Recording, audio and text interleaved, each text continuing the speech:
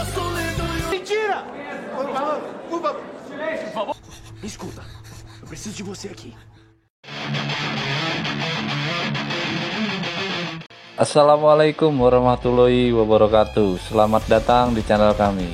Kami doakan semoga kalian semua sehat walafiat tanpa kurang satu apapun. Sebelum kami mulai videonya, kami harapkan kalian berkenan untuk mengklik tombol subscribe dan aktifkan lonceng notifikasinya, biar nggak ketinggalan video terbaru dari kami. Oke, lanjut eksekusi filmnya. Film dibuka dengan menampilkan dua orang petugas polisi yang mendapatkan panggilan darurat dari beberapa remaja mengenai sebuah dugaan kasus perampokan. Tetapi polisi sepertinya menemukan kasus yang lebih dari sekedar perampokan di sana. Kemudian diceritakan justru para pelapor tadilah yang menjadi tersangka utamanya. Mereka adalah Suzanne, pacarnya Daniel Cravinhos, dan adiknya Christian. Mereka pun disidang dengan tuntutan pembunuhan atas orang tua dari Suzanne, yaitu Albert dan Mauricio. Film ini secara keseluruhan merupakan gambaran dari kesaksian Suzanne saat ia menjalani persidangan kasus yang dituduhkan padanya. Flashback ke 3 tahun sebelum kejadian, terlihat Suzanne bersama ibu dan adiknya berjalan-jalan di taman. Mereka ingin mengantarkan adik Suzanne, Andreas, ke kursus aeromodeling yang dipimpin oleh Daniel. Disitulah awal perjumpaan Suzanne dengan Daniel yang akan menjadi pacarnya di sini. Singkat cerita, Daniel mengajak Suzanne ketemuan dan membawanya ke sebuah arena hiburan. Di sana Suzanne yang memang menyukai Daniel terlihat sudah mulai jatuh cinta padanya. Keesokan harinya, Daniel dan keluarganya terlihat mengikuti parade tahunan kontes aeromodeling dan tentu saja dihadiri oleh Suzanne. Kemudian Daniel pun berhasil menjadi pemenangnya. Di malam berikutnya, Daniel terlihat menghadiri undangan makan malam keluarga Suzanne. Mereka pun melakukan sedikit perbincangan sekedar mencairkan suasana. Di akhir percakapan, Daniel mengungkapkan niatnya untuk mengundang Suzanne pada acara makan malam sebelum Natal. Namun ayah Suzanne, Albert, terlihat tidak menyetujuinya. Setelah itu, Suzanne yang masih ingin dekat dengan Daniel mengikutinya pulang. Setibanya di rumah Daniel, ia dibujuk untuk mencoba menghisap marihuana. Suzanne yang masih polos pun langsung merasa pusing dan tidak enak badan. Semakin parah saat ibunya memergokinya muntah-muntah di rumah. Saat malam Natal tiba, terlihat keluarga Suzanne datang mengunjungi keluarga Daniel. Meskipun hadir, dari awal kedatangannya Albert, ayah Suzanne, terlihat murung. Hal itu ditegaskannya saat mereka sekeluarga pulang dari sana. Ayahnya mengungkapkan kekecewaan terhadap keluarga Daniel.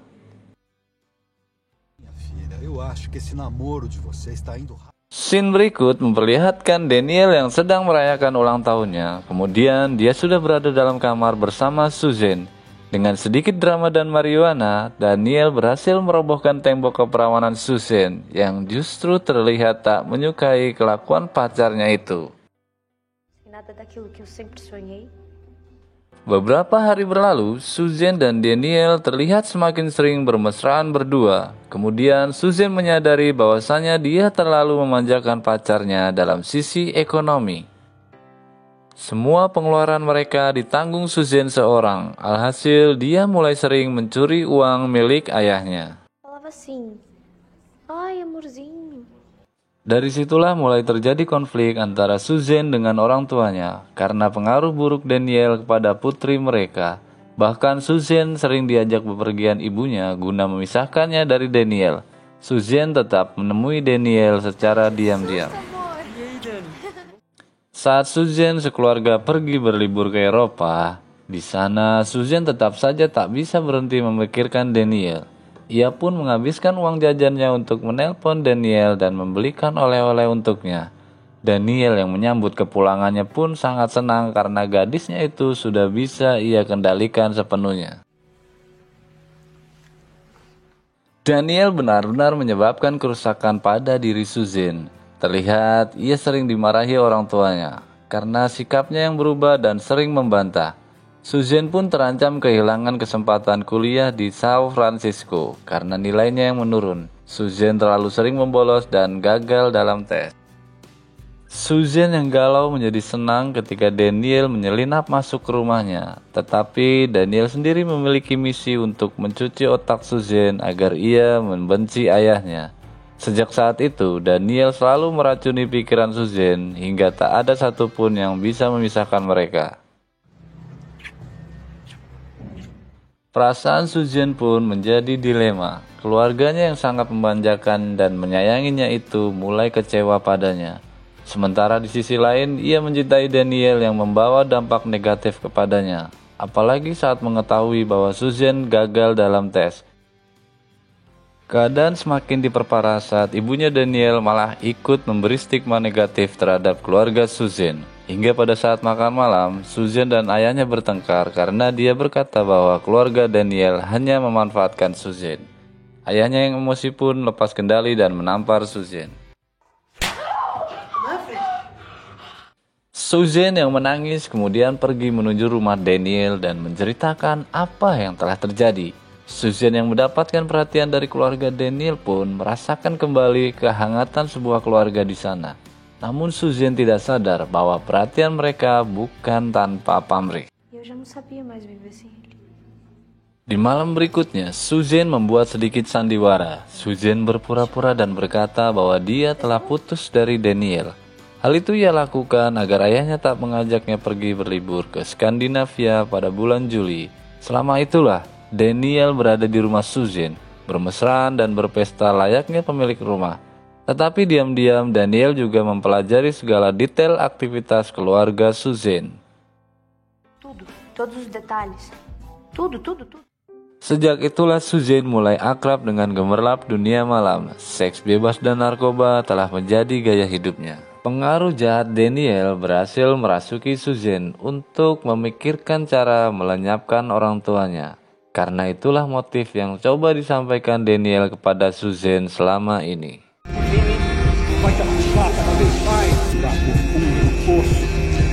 Daniel yang senang mendengar ide dari Suzanne itu pun mulai menyusun rencana agar pembunuhannya nanti terlihat seperti perampokan. Dia juga meminta bantuan kepada Christian untuk memuluskan rencananya. Tibalah pada hari pembunuhan terjadi. Suzanne yang sejak pagi terlihat murung menjalani aktivitasnya seperti biasa, kuliah dan menemani adiknya Andreas. Keraguan pun mulai bergejolak di hati Suzanne, tapi Daniel selalu bisa mengendalikannya dan meminta Suzanne fokus pada rencana jahatnya. Akhirnya mereka bertiga pun berangkat menuju rumah Suzanne. Setibanya di rumah, Suzanne langsung ditugaskan ke dalam untuk memastikan orang tuanya sudah terlelap. Sementara Daniel dan Christian mengikutinya dari belakang. Setelah itu, mereka berdua masuk ke kamar ayah dan ibunya. Suzanne yang tak kuasa menahan perasaannya, menangisi kepergian orang tuanya yang dieksekusi oleh pacarnya sendiri. Film ditutup saat Suzanne bersaksi di pengadilan. Dia dan kekasihnya divonis bersalah dan dihukum masing-masing 39 tahun penjara. Ainda não achava que a Suzanne tinha me usado. Ela sempre me dizia que pensava e planejava a morte dos pais. Itulah tadi sedikit pembahasan film dari kami. Terima kasih buat yang sudah menonton videonya sampai habis. Semoga penyampaian kami tadi mudah dipahami dan kurang lebihnya kami mohon maaf.